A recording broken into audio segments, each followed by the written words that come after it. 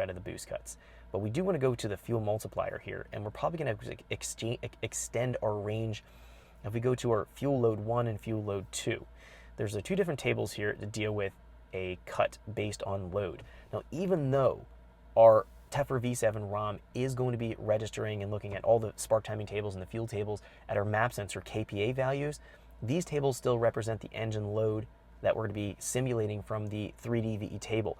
As we have larger values in that 3D VE table, that'll go drive up our load registration. It's not going to be uncommon on something like this that we have a pretty high load value that the ECU is calculating and thinks it should be working with, which is what these load cuts are based off, or the boost cuts are based off. This is still going to be based on the factory routine looking at load or registered load, which would have been a combination of looking at the mass airflow sensor and trying to figure out and determine where that load's going to be at. So we've gotten rid of the MAF.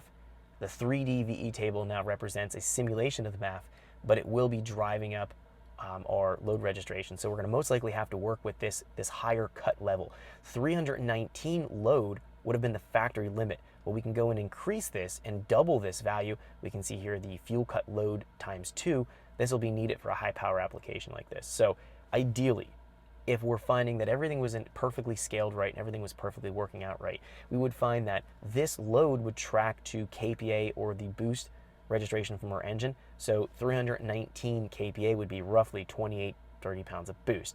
That's not always going to be the case. We don't necessarily need to have it scaled at that ratio. We're going to assume that the scaling is going to get high and we're going to be automatically going in here and again increasing our load times 2. So depending on how much boost you plan on running, you may or may not need to be dealing with this rescale. I'm going to anticipate I need to. In this case, I'm going to lower down my load here, my cut. This is again my load to boost cut. There's no direct correlation, but I'm going to lower this down. Let's do something like 450 load just to give ourselves some kind of reasonable cut. In case the wastegate line pops off or something happens and it tries to go to crazy amount of boost, we don't damage the engine, but we do need to set our hex address here differently. So we'll do equals 0x, and then we'll go here, do 4D00, enter. So we've updated that hex address. So it's looking at this value now. We'll deal with that once we get the engine fired up and running and start to do our tuning. Let's go and minimize this. Boost control settings, we need to definitely adjust and get some of these sorted out. The boost error PSI, we're going to be doing PSI based boost. This is what we need to focus on. Anything that says load, we're going to be ignoring because we're going to switch it over to PSI boost. In our wastegate error correction, this is going to be looking at the boost error. This is how much of a difference it's finding from the target boost that we're requesting and what the actual boost pressure is coming from our map sensor. So depending on how far things are off, it'll try to manipulate our duty cycle here. This is the wastegate duty cycle to the boost control solenoid. It'll be manipulating that to get us back to the target. So in this case, if we have negative values, it's going to think it's undershooting the target. So if our target's at 30 pounds of boost and we're at 20 pounds, it's going to try to add in some duty cycle here based on this table in order to get us back to target. What we need to be careful of is the first 1 or 2 entries here. We want to zero these out. This can start to wind up and ramp up our boost control and make us overshoot boost and create boost problems. So I want to go and zero them out, and then I'm going to go here and highlight this and just do V. We'll just kind of calm down some of this table here. So at the very further ends of the difference between our target and our actual, it has less authority to add going in and adding that duty cycle. The subtraction isn't necessarily a problem, but it's going to be this adder here is going to be that issue. So I'm going to zero that out. Wastegate duty cycle equals 100% under this load. I'm going to back this down to 150. This will hold the duty cycle at 100% duty cycle to try to get a quick spool type feature, so it brings the turbo up as quick as possible.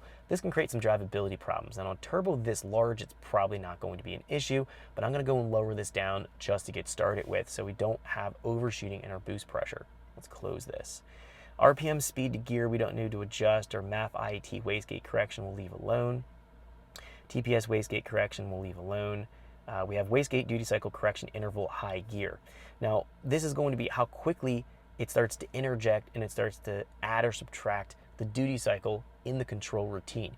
A value of 10 is going to be the least frequent or the slowest in response. A value of 1 is going to be the most responsive. So what we want to do here is usually set it in the middle at 5. That's a pretty good starting point. And then if we need to have the duty cycle feedback quicker to be able to get the boost in line to where we want it to be at, we want to go and maybe lower the value down. But 5 is in the middle. That's a good starting point. There is going to be a high and low gear for this sensitivity. So we'll set these both to 5. Click X. Max total upward wastegate duty cycle corrections, we don't need to edit, we'll leave alone. That's the downward correction. Wastegate duty cycle versus... Thanks for checking out our teaser clip. If you want to see the rest of this video and more than 500 hours of current EFI training we have to offer, make sure you click right here. If you want to go and check out more teaser clips from this training course, click here. And you don't want to miss any of the videos we're going to be releasing on this channel, so make sure you subscribe and click here. Thanks for watching, and I'll see you guys later.